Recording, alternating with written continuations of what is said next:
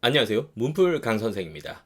오랜만에 또 영상을 올립니다. 미리 말씀드리는데 오늘의 주제는 중2-1 핵심 포인트를 설명드리면서 제 수업 홍보입니다. 네, 줌으로 진행되는 수업 홍보에 대한 내용입니다. 수업에 대한 내용은 뒤에 가서 설명드리고요. 일단은 2-1 과정의 포인트 먼저 한번 짚어보도록 하겠습니다. 첫 번째 포인트는 다항식입니다. 우리 친구들이 중1-1에서 1차식에 대해서 배웁니다. 문자와 식을 통해 가지고 문자로 우리가 표현하고 어떻게 정리하고 연산하는지를 배우게 돼요. 그리고는 1차 방정식, 1차 방정식의 활용까지 진행하면서 연습을 더 진행을 하죠. 그 지식을 바탕으로 해서 중2-1 과정에서는 2차식을 전개하는, 궁극적으로는 사실 2차식의 전개, 다항식을 단항식으로 곱하고 나누는 과정을 진행하지만 본질은 2차식으로 이제 확장해 보자라는 겁니다. 1차식만 너희들이 다루는 게 아니라 이제는 2차식도 한번 다뤄보자. 그래서 그 이후에 어디로 연결되느냐? 중3 과정의 인수분해로 연결이 됩니다. 그런데 인수분해는 1차 다항식과 1차 다항식이 메인이거든요. 그런데 중2 과정에서는 사실 기본적으로 다루는 건 단항식과 다항식의 연산이에요. 즉 항이 2개, 3개 있는 것과 항이 하나 있는 걸 곱하는데, 저는 개인적으로는 항이 2개 있는 것, 2개 있는 것, 2개 있는 것, 3개 있는 것까지 전개하는 연습은 2-1에서 충분히 해봤으면 하는 바람이 있습니다. 그리고 기본적으로 저는 수 연산에 대해서 혹은 식의 연산에 대해서 추천하는 입장은 아니에요. 제 다른 영상을 많이 보셨으면 아시겠지만 연산 비판론자 혹은 연산 부정론자에 가깝습니다. 하지만 2-1 과정은 연산을 좀 시킵니다. 그런 저라도 연산을 시키는 이유는 식을 다루는 게 익숙치 않으면 내가 개념을 몰라서가 아니라 식을 다루다가 실수해서, 식을 정리하다가 곱하다가 실수해서 답이 틀리고 오답이 나오게 되는 거죠. 그럼 내 실력이 그렇게 나쁘지 않은데 요 수식을 다루는 거, 이건 뭐 그냥 구구단 같은 거거든요.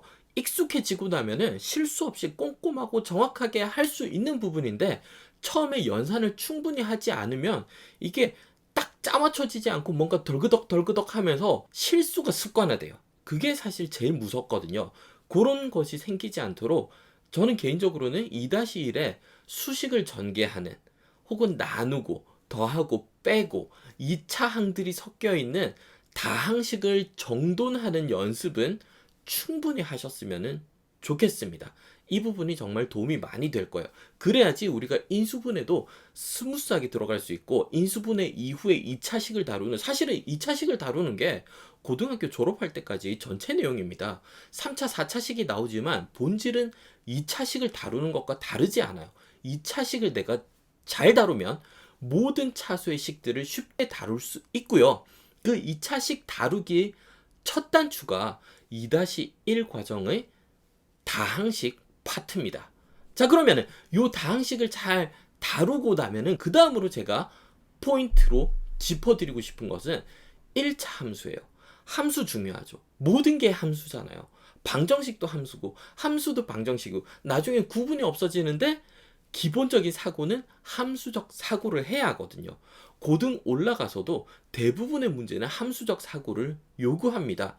그리고 그래프 통해서 문제 푸는 것 정말 중요하고요. 다 그래프예요, 사실은. 네. 수식을 내가 그래프로 얼마나 명확하게 나타낼 수 있는가가 고등 상하에 있는 다양한 식들을 얼마나 내가 직관적이고 빠르게 다룰 수 있는가를 결정합니다. 그럼 그 그래프는 언제부터 배워요? 중1 때 좌표 평면에 대한 것은 배우지만 그래프를 사실 본격적으로 다루진 않거든요. 그냥 점 몇 개 찍어보고 비례 반비례가 이런 형태로 그려지는구나 정도고, 실제 식이 변화무쌍하게 다양하게 제시가 되면서 그래프를 그려보는 건 중2 과정이 처음입니다. 즉 1차 함수의 식을 보면은 중요한 요소, 팩터가 있는데 기울기와 절편이죠. 그럼 기울기가 변했을 때 그래프가 어떻게 변화하는지, 기울기가 어떻게 시각적으로 바뀌는지, 그리고 절편이 변한다라는 것은 어떤 의미가 있는지를 이해하는 수준을 뛰어넘어서 식을 보면 그래프를 떠올릴 수 있고, 그래프를 보면은 식을 떠올릴 수 있어야 돼요. 이 두 가지는 한 세트입니다. 직관적으로 이해가 돼야 돼요. 내가 시간을 들여서 그려낼 수 있다가 아니라 식을 보는 순간에 어느 사분면을 지나는 어떤 형태의 그래프, 기울기, 가파르기가 어느 정도 되는 그래프구나가 마음속에 탁 떠올라야 돼요.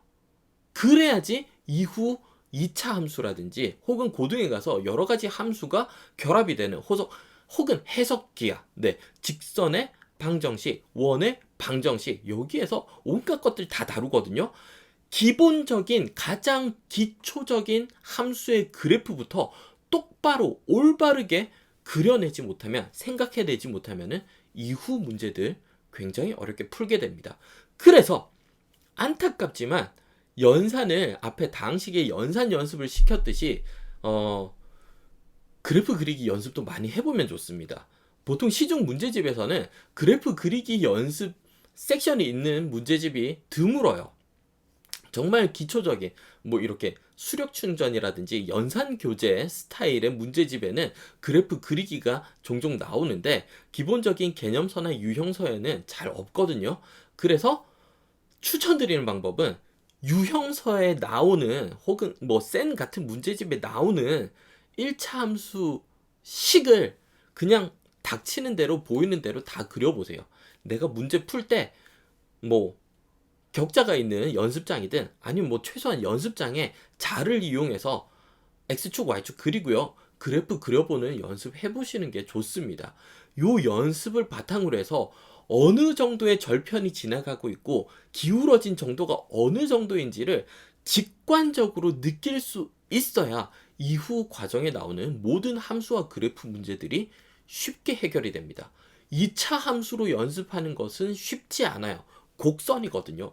포물선으로 그래프의 정확도를 연습하는 건 쉽지 않습니다.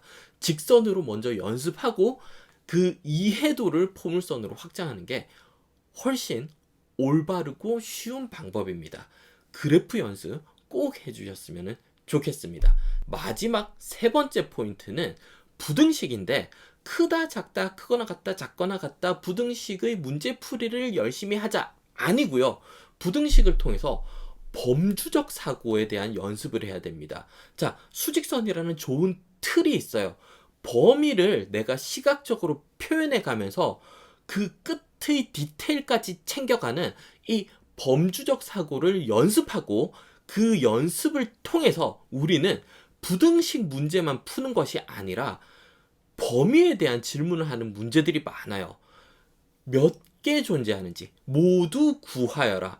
그 중에 가장 큰 값은, 그 중에 가장 작은 값은, 이 모든 것이 범주적 사고를 요구하는 문제들이거든요. 그리고 모두 구하여라를 비롯해서 최대 최소 찾기는 아이들이 어려워하죠. 왜 그래요? 범주적 사고를 요구하기 때문입니다. 인간은 하나의 포인트에 대한 생각은 잘하지만, 한 점을 찾는, 한 값을 찾는 건 잘하지만 범주적 사고를 잘 하지 못해요.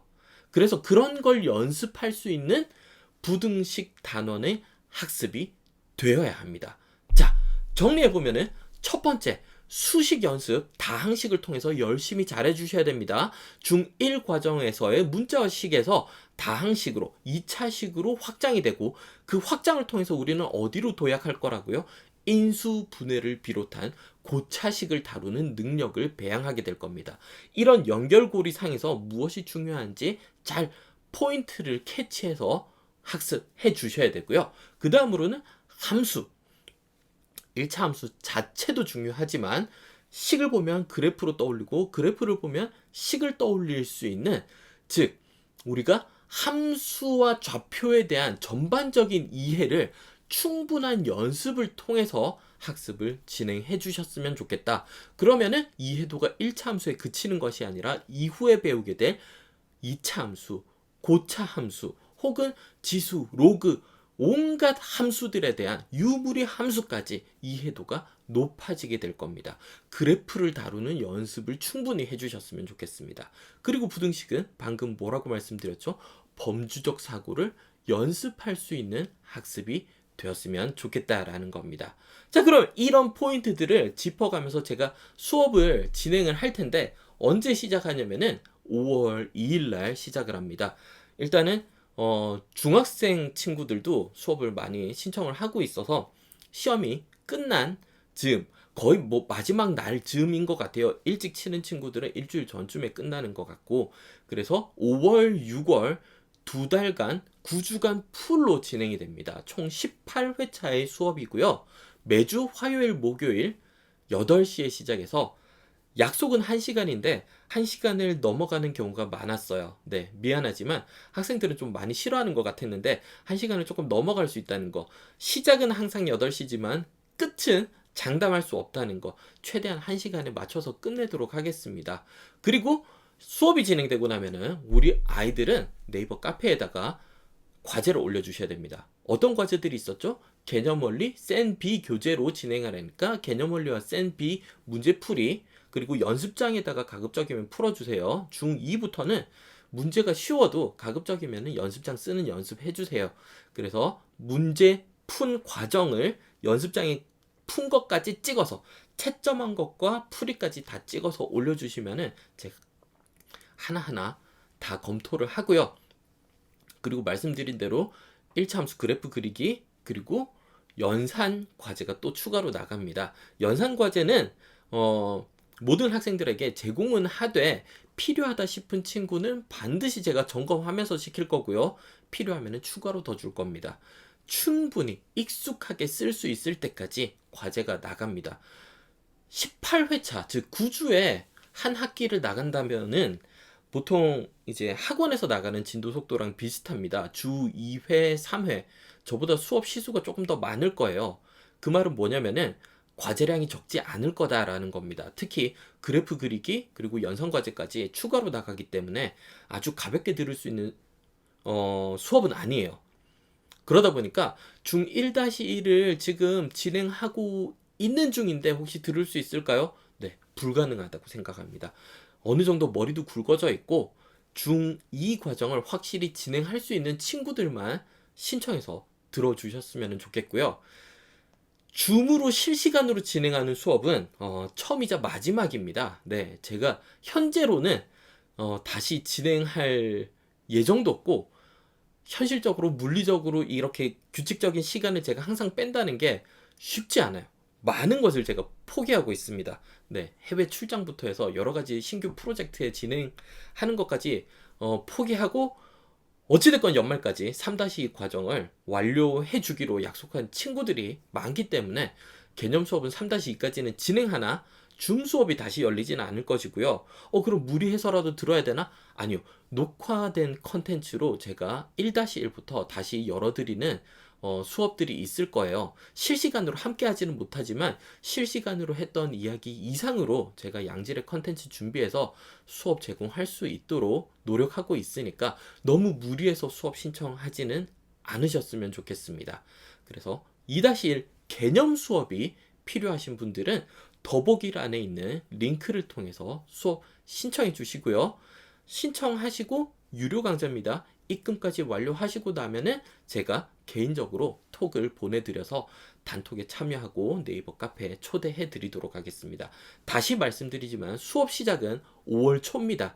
아직 시간이 있으니 천천히 생각해보고 고민해보고 우리 아이가 열심히 하겠다라고 동의하셨을 때, 우리 학생들이 동의해 주셨을 때 그때 신청해 주시고요.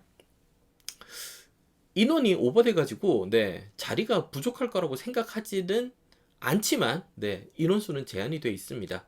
그러니까 너무 직전까지 고민하다가 신청하시면은 자리가 다 찼을 수 있어요.